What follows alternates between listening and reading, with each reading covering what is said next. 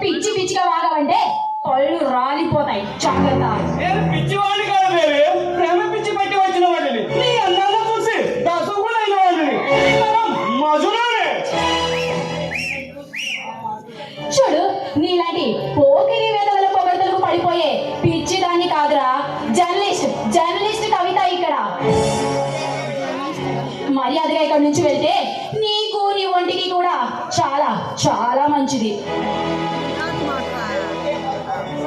లేకుంటే మరో నిమిషంలోనే అపరికారిలా మారి నీ తల తెగ నరుగుతాను.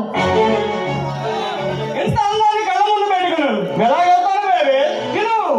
నేను రొమాంటిక్గా ఒక లిప్ కిస్ పెట్టుకొని ఒక డైలాగ్ చేసుకొని వాళ్ళ మీద ఆడి నీ అందాలతో పరిచయం పెంచుకుంటా, కోరిక తీర్చుకుంటా. రే, అది నువ్వు కట్టుకోబోయే పెళ్ళంతో చేస్తే చాలా బాగుంటుంది. ఇలా పబ్లిక్ లో కనిపించిన ప్రతి అమ్మాయిని అడిగితే చెప్పు తీసుకొని పళ్ళు రాలేలా కొడుతుంది.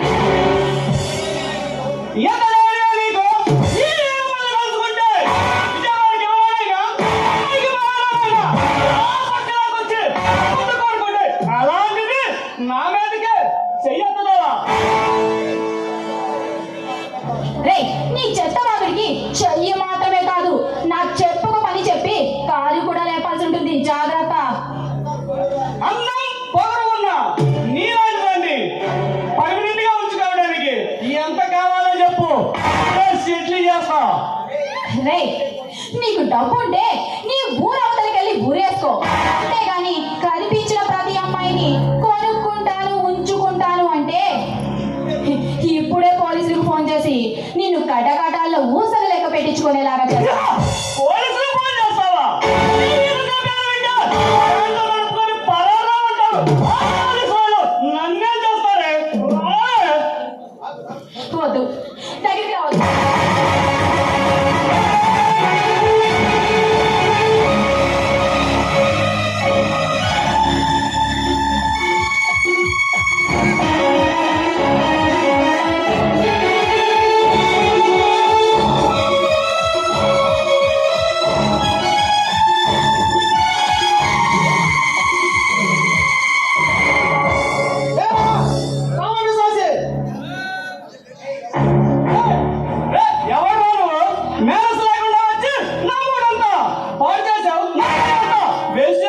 నీలాంటి రౌడీలను రఫాడించే రుస్తువుని రాజాన్ని రాజా రాజా రోడి రాజా నీలాంటి కామందులు కాల గర్భంలో కలిపేగల కొండవీటి రాజాన్ని.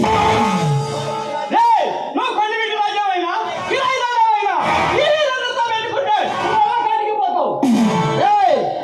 మర్యాదగా నా దారికి అడ్డు తప్పుకో. నా కళ్ళ ముందు చిన్న తప్పు జరిగితేనే తట్టుకోలేను. అలాంటిది ఒక ఆడపిల్లపై అత్యాచారాన్ని పాల్పడితే నేను ఎలా చూస్తూ ఊరుకుంటాను అనుకున్నా? నీ బెండు తీయకుండా నీ మెక్కుని కొట్టకుండా. రాజా అంటే ప్రమాదంతో ప్రయాణం చేయడమే. నీకు ప్లేస్ రెడీ చేయమంటావా? ఫిక్స్